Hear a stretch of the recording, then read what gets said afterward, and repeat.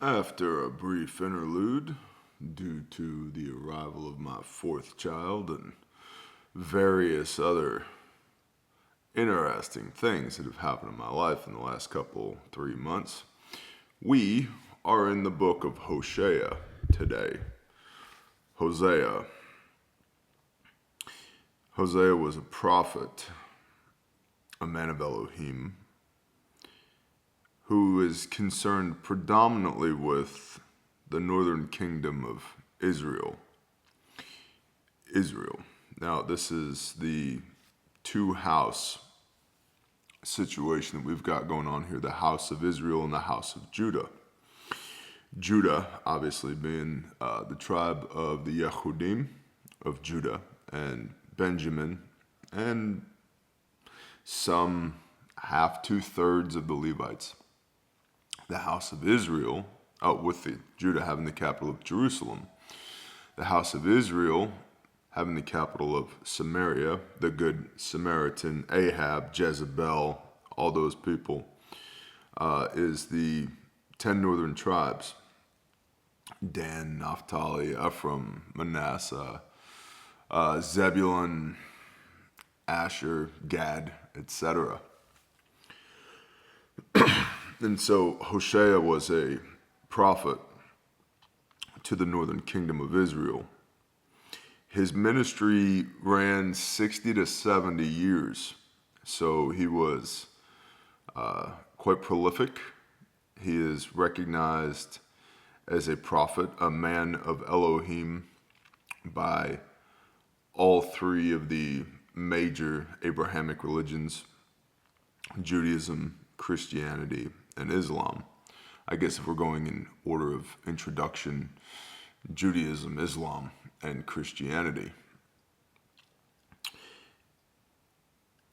His ministry begins during the dynasty of Yehua, specifically Jeroboam II, and in a short period of time, don't quote me on this, 10-ish years, Israel goes through 6 kings, through a lot of murder and intrigue, assassination. It's Jeroboam II in the dynasty of Yehua is a good leader from a political and economic standpoint, but not from a spiritual standpoint. Now, this is just prior to Hosea. His ministry is just prior to the ministry of Isaiah, Yeshayahu. Hosea is prophesying of the coming of the Assyrians and the Assyrian exile, because Israel, the Father's chosen people, Genesis 32, they are not doing what the Father has told them to do. And there's a massive amount of compare-contrast in Hosea between physical whoring and spiritual idolatry. There's also beautiful foreshadowing of the coming of Messiah in the book of Hosea. And so with that, being a little out of practice, myself personally, we'll begin in Hosea 1. We'll see how far we get. We've got, I believe it's 12 chapters in Hosea. Shall we look? 14. I misspoke. I've not even had coffee yet.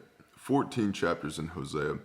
They're relatively short, but no less impactful. Hosea 1. The word of Yahweh that came to Hosea, son of Beri, in the days of Uzziah, Jotham, Ahaz, Yehizekiah, kings of Judah. And so he's speaking to the Yehudim here, his audience. He's giving the kings in Judah as reference points, dates on the calendar. And in the days of Jeroboam, son of Joash, king of Israel, because there were 2 kings at this point, one king in Judah, one king in Israel. The beginning of the word of Yahweh with Hosea. And Yahweh said to Hosea, Go, take yourself a woman of whoring and children of whoring, for the land has utterly whored away from Yahweh.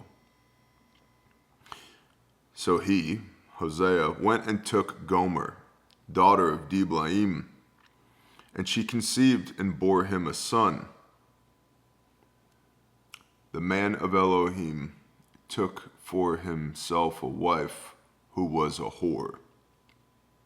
Now again, spiritual whoring is idolatry. There's massive parallels here to the ministry of Messiah, the work of Messiah for the redemption of the Father's people. And Yahweh said to him, to Hosea, call his name the son. Now, Yisrael in the scriptures, Jizrael in the not scriptures. There's no J in Hebrew. In fact, there's, barring their political affiliations, a super interesting article on Wikipedia, if you just put in Yah, Y-A-H. Some Torah terrorists will say you can't say that. That's profaning the name of Yahweh, our Elohim. Y-A-H. That's interesting because King David refers to Yahweh as Yah. So it's in the Bible 40-some times, Y-A-H. But if you read that article, there's a lovely little anecdote in there about the fact that the letter J is not in Hebrew. And there's a sub-article on the Romanization of Hebrew. You might look into that. So, Yisrael. Yisrael means scattered. Yisrael means scattered. It is not lost on me that changing one or two letters, damn near the same pronunciation as Israel. Israel, Genesis 32, means the Father's chosen people. Those who are striving with, those who have overcome with, and those who are ruling with Elohim. But you change just a little bit, just a smidgen of change, you get scattered. And we know Israel of the book, not the nation state over there in the Middle East, Israel of the book has been scattered. The 10 lost tribes, the diaspora. Now that's part of the promise that's made to Abraham that his seed would be the esteem of all nations. And that's why Messiah issues the Great Commission to go forth and speak the good news to all nations for the redemption of mankind. So it's part of the Father's long-term strategic overarching plan here that Israel will be scattered in the first place, because we know Book of Romans, all things work together for his good, even if we don't understand it, and his ways are not our ways. But you can go from Israel, he who is striving with, he who is overcome with, he who is ruling with Elohim, to scattered with just some slight changes. And that's not lost on me. And Yahweh said to Hosea, call his name Yisrael, scattered, for in a little while I shall revenge the bloodshed of Yisrael on the house of Yehu. Yehu being the dynasty of Yehu that Jeroboam II is king of, that Hosea is living under his governance 792-ish BC.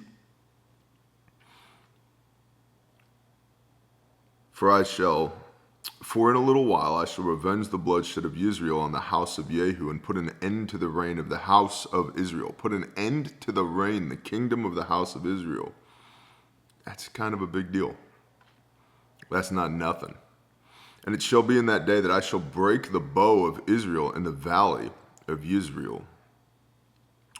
Break the bow. The bow was the primary, or one of the primary war-fighting tools, represents strength and power and authority. And Yah's just going to snap it in half. Just a little reminder of who's in charge here. And she, Gomer, conceived again and bore a daughter.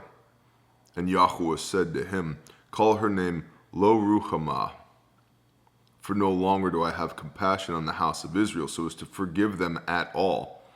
Now, Lo Ruhamah means either not pitied or not mercied. No mercy. There's a difference between mercy and leniency, which is important to point out. Leniency in judgment is maybe you're a first-time offender, so you don't get as much of a sentence. Mercy is you've been found guilty. You deserve everything that you're gonna get. And it's up to the judge, or he who judges, to have mercy on who he will have mercy on, and to not have mercy on who he will not have mercy on. So there's no expectation. There's no causation for mercy. Mercy is at the hands of the judge. There should be no expectation of it. And so, lo ruchama, for no longer do I have compassion, mercy, not pitied, on the house of Israel, so as to forgive them at all. But I shall have compassion on the house of Judah, and save them by Yahweh their Elohim, and not save them by bow or by sword or by battle or by horses or by horsemen. Now what's interesting here, going into the Assyrian captivity, I know we made it 7 verses, we're 12 minutes deep, apologies. It's been a hot minute, y'all. We got to get back into the swing of things here. The northern tribes go into the Assyrian exile. When the Assyrian army is gathered against Jerusalem, the capital of the house of Judah, is it Elijah and his manservant Gehazi, and Jerusalem's surrounded. And Gehazi is looking, and he's freaking out because there's invading army as far as the eyes can see. And he says, Master, what shall we do? Paraphrasing, New Living Bear Testament. And Elijah says, Gehazi, look. He says, Master, I am, we're outnumbered. And Elijah says, no, Gehazi, look. And the scales fall from his eyes, and Gehazi sees that the Assyrians may be surrounding Jerusalem, but an angelic army of the heavenly host is surrounding the Assyrians. And that night, one singular seraphim angel goes out amongst the Assyrian army and slaughters 185,000 Assyrian soldiers in one night. The power and authority in that creature made by Yah for a purpose is astounding. I think sometimes we forget who it is that we work for. What did Jim Staley call it? We have an identity crisis. We forget who our Father is and his power and authority and the resources that he has available to him on a whim. So why was Jerusalem spared, but the northern kingdoms weren't? Mercy, leniency. There's an argument to be made here, and some biblical scholars have, that while Jerusalem was by no means perfect in their observance of the Father's commands, they were doing a far better job than the northern kingdoms were. Which is the whole premise of Elijah coming against Ahab and Jezebel, right? 450 prophets of Baal slaughtered. The whole show off of whose burnt offering shall be accepted, Elijah representing Yahweh, or the false prophets of Baal representing their make-believe God. And as we'll see here as we get further into Hosea, this concept of Baal comes up again. And so, verse 7, but I shall have compassion on the house of Judah and save them by Yahweh their Elohim. One angel, 185,000 dead. And not save them by bow or by sword or by battle, by horses or horsemen. And she, Gomer, weaned Lo Ruhamah, and conceived and bore a son. And then he, Yahweh, said, call his name Lo Ami, which is different than Ben Ami, right? Benjamin. Call his name Lo Ami, for you are not my people, and I am not for you. So there's these names here. The man of Elohim takes a wife who is a whore. She's a prostitute. That is her source of income. She sells her body for money and other things, as we'll see in 2 verse 5. The allegory here, the metaphor, what Hosea is playing out is he is the man of Elohim, is representing the Most High and foreshadowing the coming of Messiah and this relationship between Messiah and I come first, but for the lost sheep of the house of Israel. And so this first child, the offspring of this whore, is Israel, scattered. Israel is scattered. And then the next, the daughter, Lo Ruchama, no mercy, not pitied. And then the next son, Lo Ami, you are not my people. These are indictments on the house of Israel. And there's, of course, some biblical scholars that argue that Elohim would never allow one of his prophets to be joined to a whore. So this is just a little story that was made up here. And the issue that I take with that is if that's the case, then it negates the entire work of Messiah upon the stake for the redemption of sin, because all have sinned and fallen short of the glory of Yah. And maybe you weren't a whore. Maybe you aren't a whore.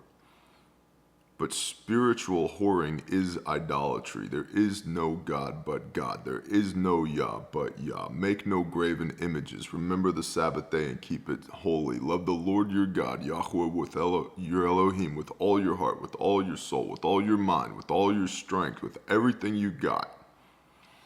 And when we don't, and I say we is an inclusive statement, because I'm by no means perfect at this either, but when we don't, that is the spiritual equivalent of physical whoring.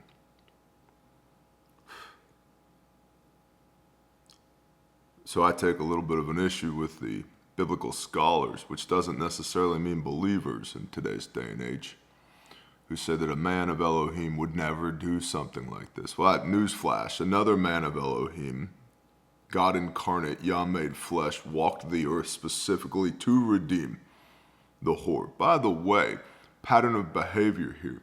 What was Mary of Magdalene? What was her job? How did she earn income? Okay, tracking.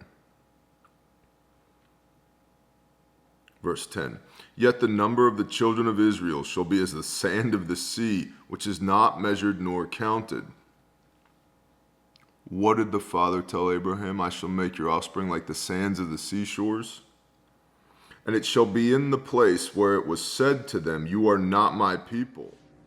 Well, I don't know what happened there, but apparently the external microphone that I'm trying to record this video with gave up on life. So now we're on the internal microphone. And so it paused recording there for a moment. So we shall try again. Verse 10. Yet the number of the children of Israel shall be as the sand of the sea, which is not measured nor counted. And it shall be in the place where it was said to them, you are not my people. They shall be called, you are the sons of the living El.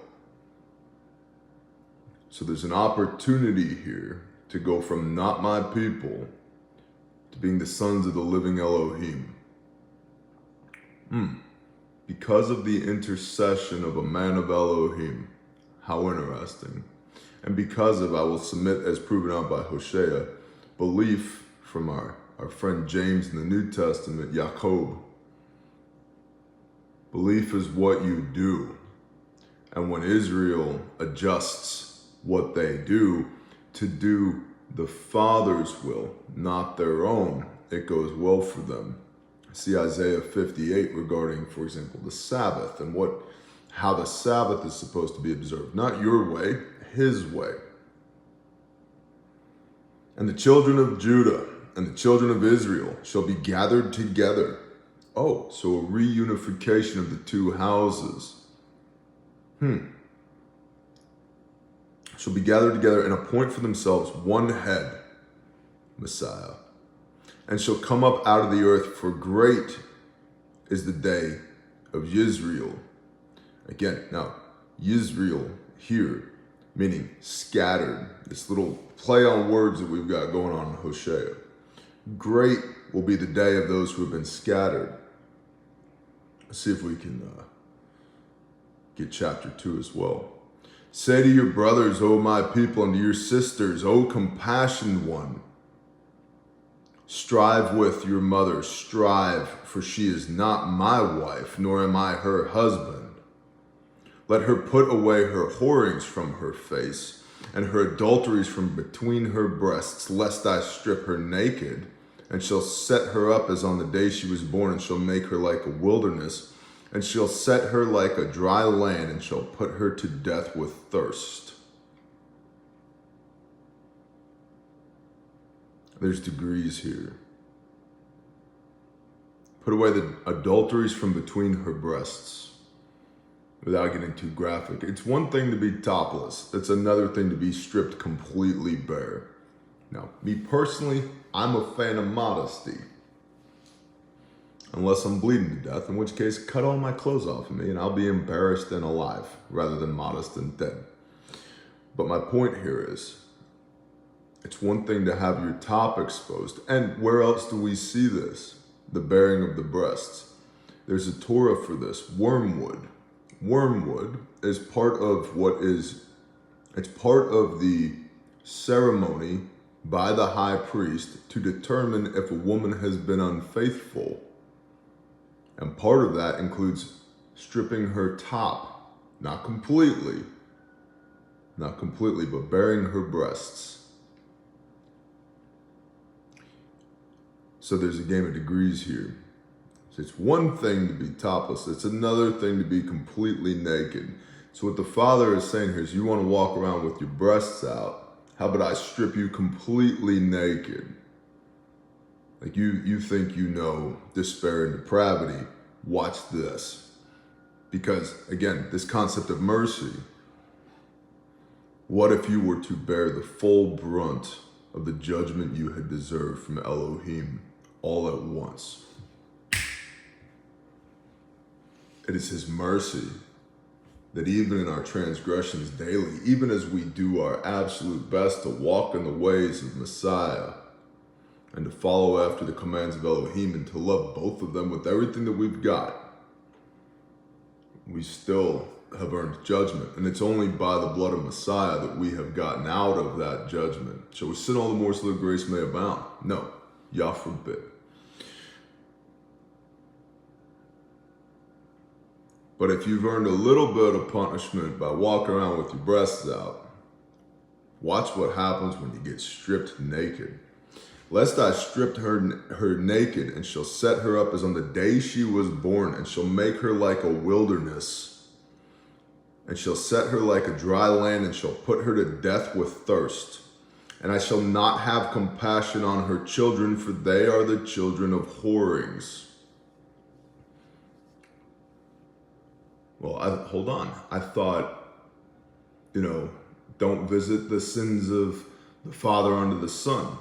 Well, a wife has an inheritance. A concubine doesn't. She has a covering, but not an inheritance. And a whore has neither. Doesn't have a covering or an inheritance. So these children are without a covering.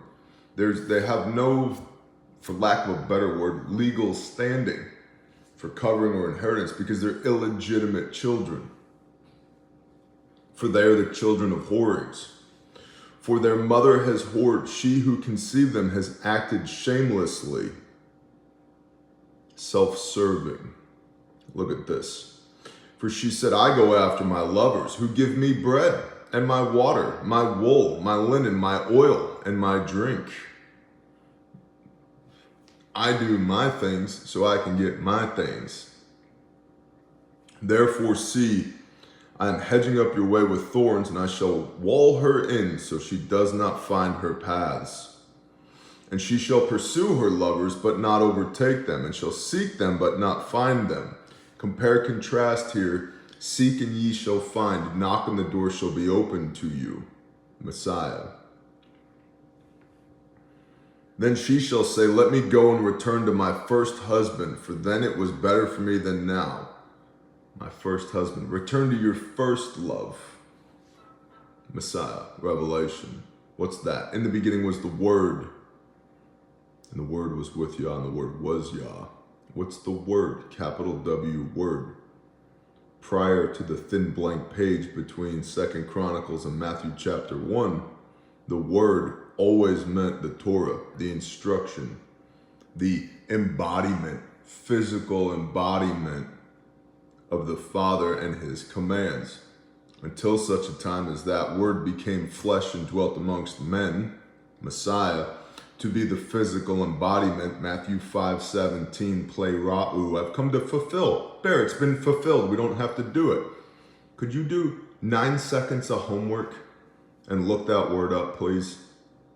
Fulfilled does not mean done away with. It means embodied. Let me ask you, when Messiah stands up in the temple and reads from the scroll of Isaiah, saying that he is the coming Messiah, he is the embodiment of the man of Elohim, and he says, today this has been fulfilled in your hearing. Did his ministry end or begin? Because that fulfilled word doesn't mean done away with. It means embodied. Plerao is the Greek word which literally means to embody, to be it. And so then the Word became flesh and dwelt amongst men to physically be the commands. Righteousness. To be righteousness. That his righteousness is our righteousness. What's righteousness? Luke 1 verse 6, blamelessly walking in the commands of Yah.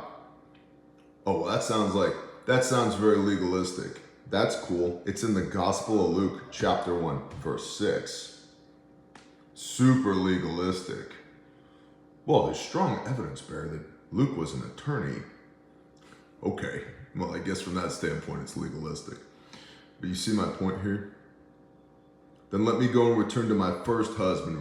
Return to your first love. All scripture is profitable for reproof and instruction. When that was written, what were the scriptures? Yeah, the New Testament didn't exist yet. Those were letters that were passed around from assembly to assembly, from homie to homie, from Hebrew to Hebrew. They weren't canonized. They weren't reproduced. Or if they were reproduced, it was onesies, twosies. Nag Hammadi, the Dead Sea Scrolls. They weren't in a book. It wasn't this. So when it says all scripture is profitable for reproof and instruction, they're talking about the Torah scrolls. Because there were Torah scrolls everywhere. See Acts chapter 15, verses 15 through 19. For every Sabbath and every congregation, the words of Moshe are being read. What words of Moshe? What did Moshe write in the Bible? Moses. Genesis, Exodus, Leviticus, Numbers, Deuteronomy. What do we call that? We call it the Pentateuch, Bear, because penta means 5 in Greek. And we call it the Torah, homie. And even though King Jimmy translated Torah as law, Torah means instruction. The instructions for people, specifically the instructions for the people of Elohim, to which Messiah says, until heaven and earth pass away. Still here. Till heaven and earth pass away, not one jot, not one tittle shall fall from the Torah till all be done. And then, depends on your dispensationalism. People will argue, well, all has been done. It was all nailed to the cross. Was it? All has been done? What are you doing right now? My guess is the little bit that we are doing right now is part of the all-encompassing all. By the way, the second coming has not been fulfilled yet. Revelation has not happened yet, regardless of some people who argue that we're in the millennial kingdom right now, which is stupidity, if you ask me, because where's the temple? Where's Messiah? How come we're not in Jerusalem? Oh, it's a spiritual Jerusalem bear. Okay, why are babies being murdered? Somebody answer me that. Why is there still war and famine and plague? Okay. We're not in the millennial kingdom, y'all. But rabbit hole on the rabbit hole on the rabbit hole, digression and digression and digression. Let me go and return to my first husband. Return to your first love. For then it was better for me than now. And she did not acknowledge that I gave her grain and new wine and oil, and increased her silver and gold, which they prepared for Baal. All the things that the Father has blessed his wife with. Us. Who's the bridegroom? Messiah. Who's the bride? Us. Do you even, Matthew 25, the parable of the 10 virgins, bro? All of the things the Father has given to us that belong to him. We then take these things that are set apart, holy, sanctified, and we profane them, which is against Torah, by bringing them to these false gods. Our idolatry, which is spiritual whoredom,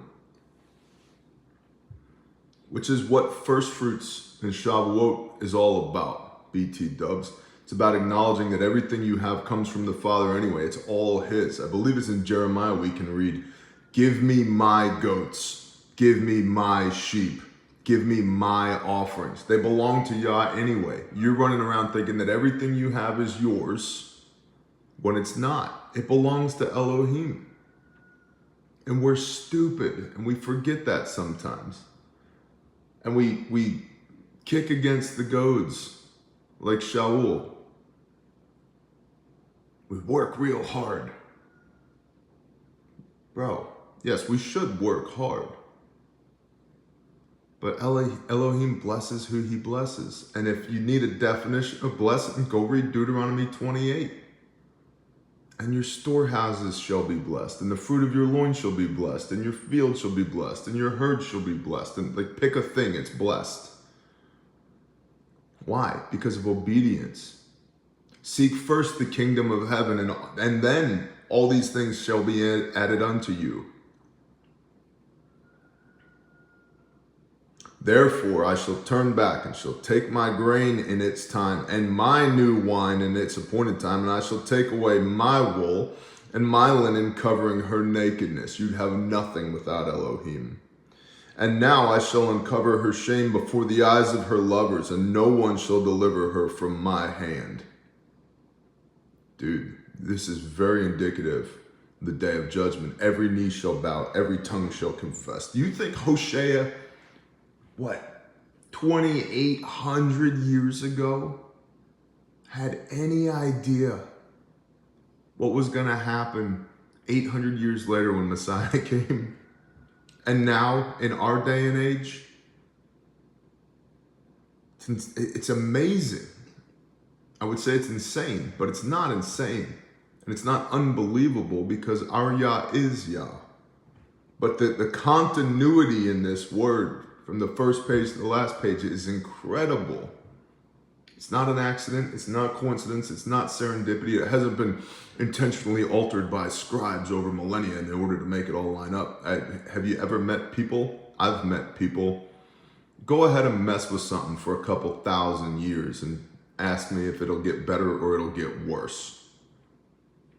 Exhibit A, the United States of America. We've been messing with it for 250 years. I would say it's gotten markedly worse. No, this is divinely inspired. Hosea is divinely prophesying. And I shall cause all her rejoicing, her festivals, her new moons.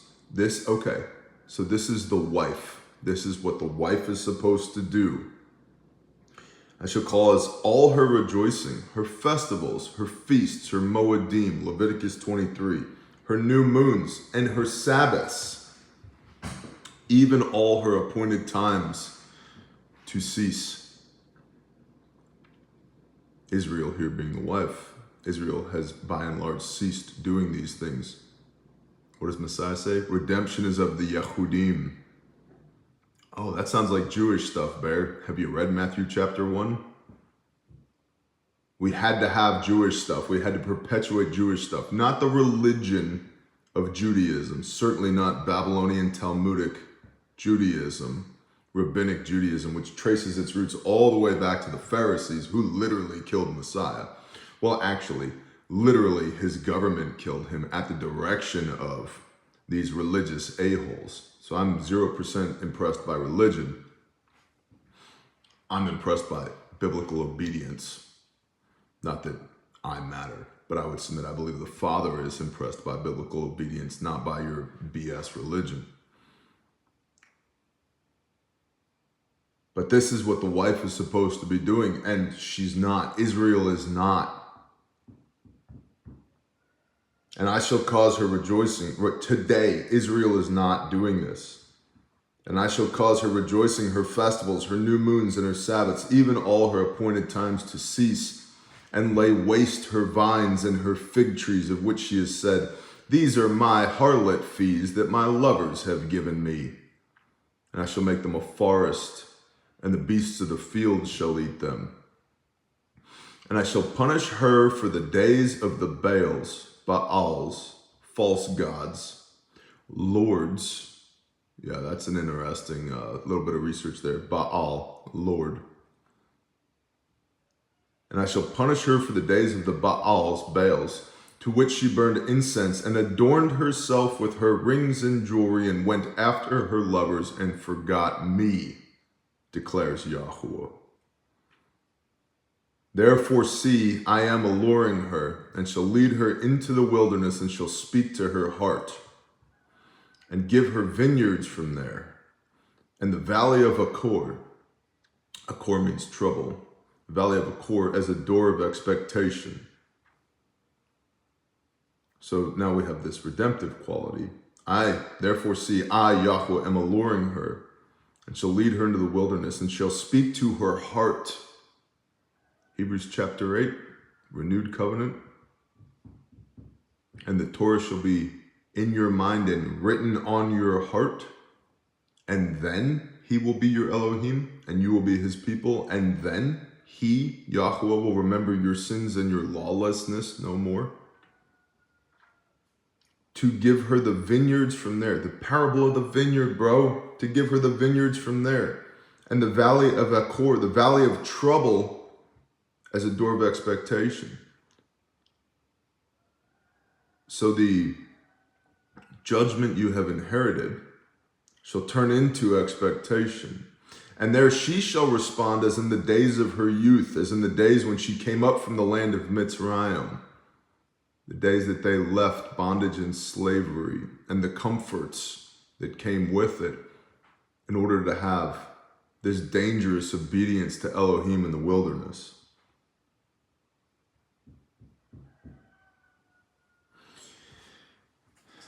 The valley of Achor, the book of Joshua, which interestingly, Yehoshua, used to be named Hosea, and he's renamed by Moshe in Numbers chapter 13, verse 16, from Hosea to Yehoshua, which, what do they call it? A Theodoric name? Something like that, where you take the name of Elohim and put it into the name of a person. Where are we going? Joshua 7. Deuteronomy, Joshua.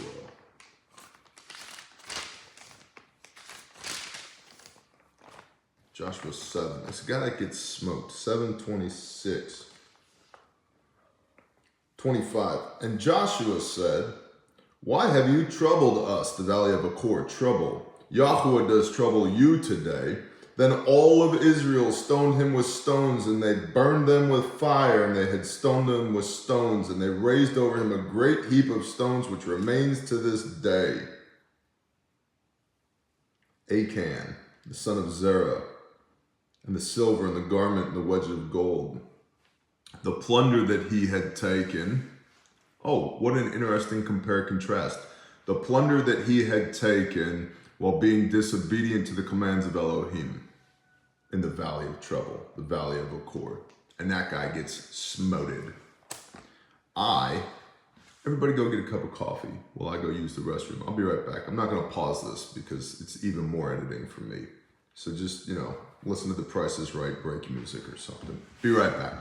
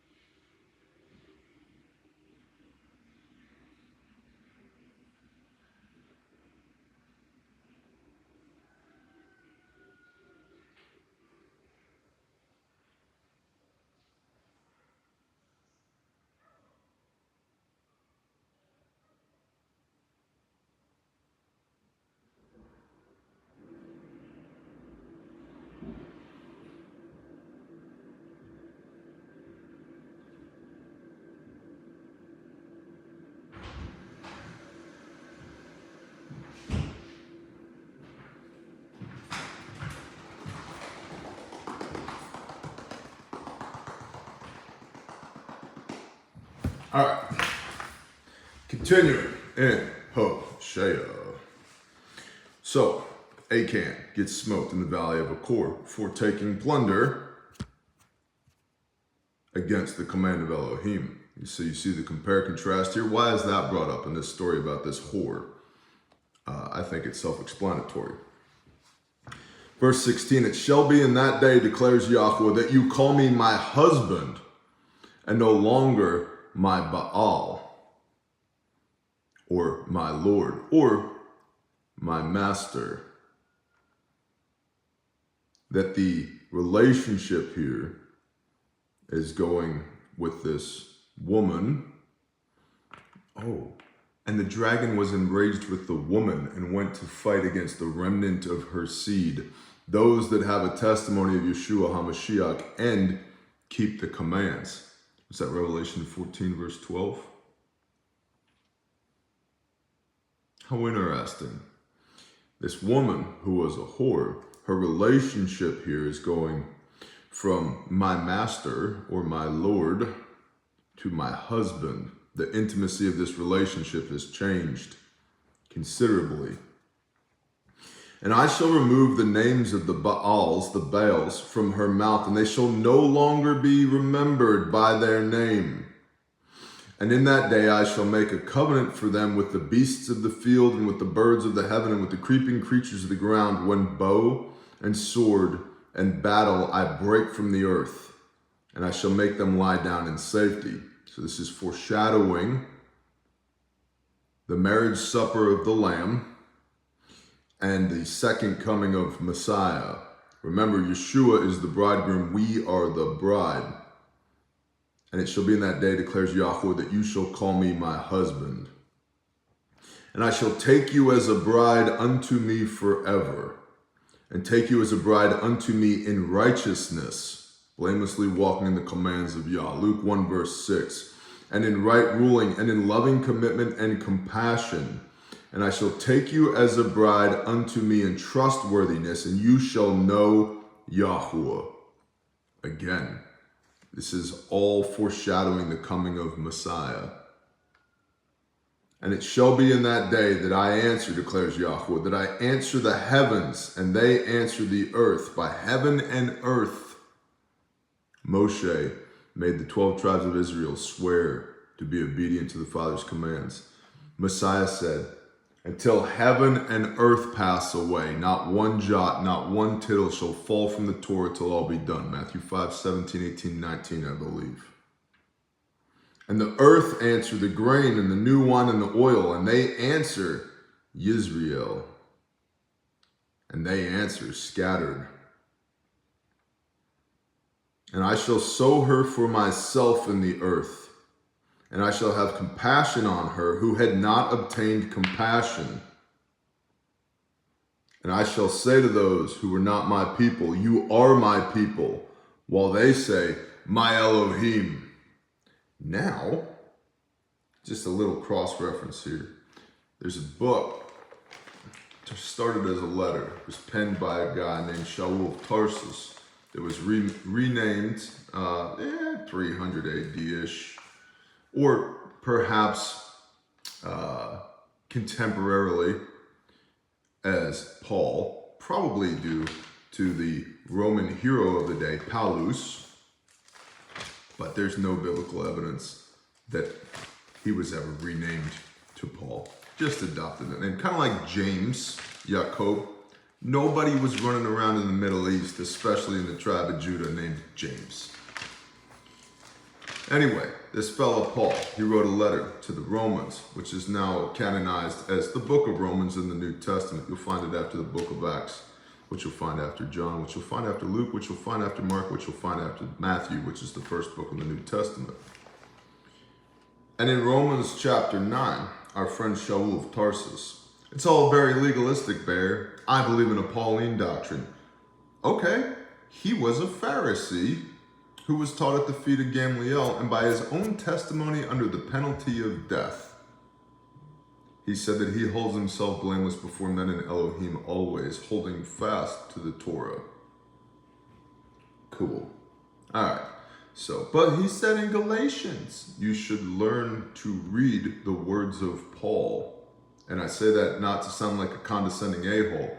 I say that because Paul teaches Torah to the new church via the epistles that are now canonized in the Bible at a doctorate level.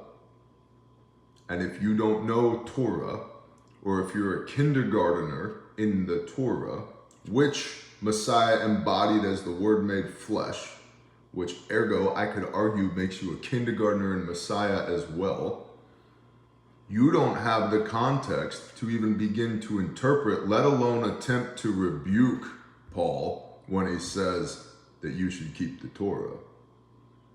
So it's doctorate level teachings that presumes that the reader understands all that has come before all scripture is profitable for reproof and instruction.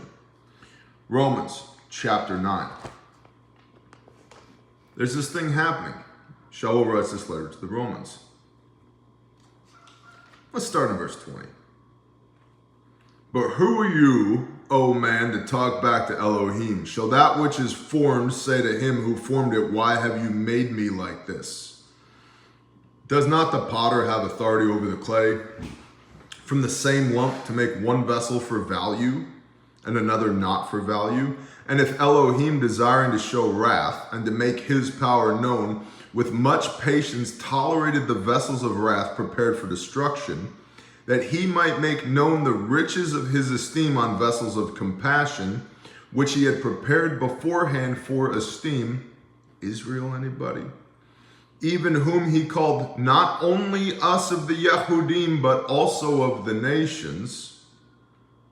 As he says in Hosea 2, I shall call them my people who were not my people, and her beloved who was not beloved. And it shall be in the place where it was said to them, you are not my people. There they shall be called sons of the living Elohim.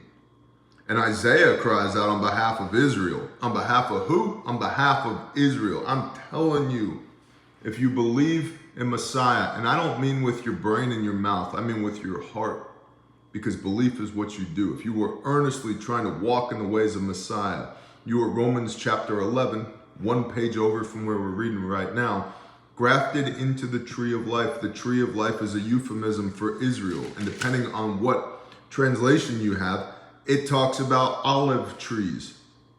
The olive tree, the tree of life, being an olive tree, was known to represent the 12 tribes of Israel, because everybody in Israel was commanded to press their olives and bring the first of the olive oil, the extra virgin, to the temple to light the lamps of the temple.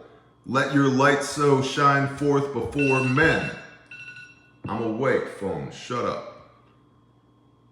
The congruency of this word from the first page to the last page is incredible.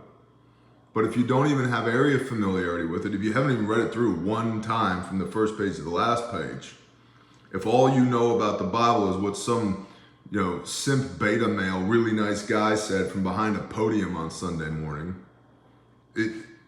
it sounds like I'm lying to you. All I'm saying is the words that the Bible actually says. So if you believe in Messiah with everything that you've got, you are grafted into the olive tree, the tree of life, which is Israel. And you want to be Israel. You need to be Israel because the expectation of what? An inheritance of what?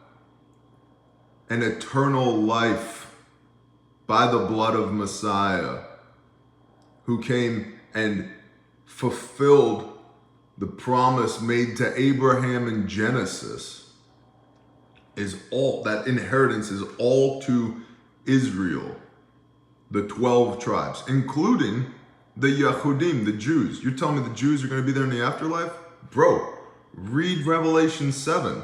Not just the Jews, the Levites are going to be there too. And Asher and Gad and Zebulun and Naphtali and Manasseh and Ephraim and all the rest of them. They're all going to be there. What? Yes, and there'll be so many believers in Messiah, innumerable, uncountable. There'll be more of us, of the nations who have been grafted into the olive tree, the tree of life, by our belief in Messiah, by a kinsman redeemer who paid a price that we couldn't pay so that we could enter back into the household of the Most High. Romans 9:27. And Isaiah cries out on behalf of Israel, though the number of the children of Israel be as the sands of the sea, and I shall make your offspring like the sands of the seashores, the Father tells Abraham. The remnant shall be saved. The remnant shall be saved. And here is the endurance of the saints, those that have a testimony of Yeshua HaMashiach, who believe in Christ and keep the command. And there's no comma. It's not two different people groups, each with a defining characteristic. It's one people group with two defining characteristics. They do both. For he is bringing a matter to an end and is cutting it short in righteousness, because Yahweh shall cut short a matter on the earth. And Isaiah said before, if Yahweh of hosts had not left us a seed, your seed should be like the sands of the seashore. The seeds of Yishai, Jesse, David, and his offspring prophesied to be the Messiah, Mashiach, in the line of King David of the tribe of who? Judah. Well, that sounds like Old Testament stuff. Wrong. Gospel of Matthew, chapter 1. AKA foundational. First words in the New Testament. If Yahweh of hosts had not left us a seed, we would have become like Sodom. We would have been like Gomorrah. What shall we say then? That nations not following after righteousness have obtained righteousness, even the righteousness of belief. But Israel, following after the Torah of righteousness, has not arrived at the Torah of righteousness because they were disobedient. Why? Because it was not of belief, but as by works of Torah, for they stumbled at the stone of stumbling. The works of Torah. Where did they get the works of Torah from? The religion of the Yehudim versus the belief of the Torah, which is very basic. The Torah is very easy. Come to me, all ye who labor, my yoke is easy, my burden is light, says Messiah, our King, by whose blood we were redeemed, by whose kinsman redeemer action we are brought back into the household, grafted into the tree of life. As it has been written, see, I lay in Zion a stone of stumbling and a rock that makes for falling, and everyone who is believing on him, Messiah, shall not be put to shame. A little cross-reference from Hosea there. So why did Israel stumble? Because they were going through the motions of being obedient. They were a wife married to a man of Elohim who was still a whore. And that doesn't cut it. The wife, the bride, us, is under the covering of the husband. The husband lays out how we are supposed to behave in this house. And praise the Most High, we have a good husband. We have the best husband who will not harm us, will never leave us nor forsake us, who loves us deeply, who laid down his life for us. And it's out of obedience to him to walk in his steps, just as a husband leads a wife. 1 Peter 2:21, for this you are called, that Messiah, having suffered for your sins.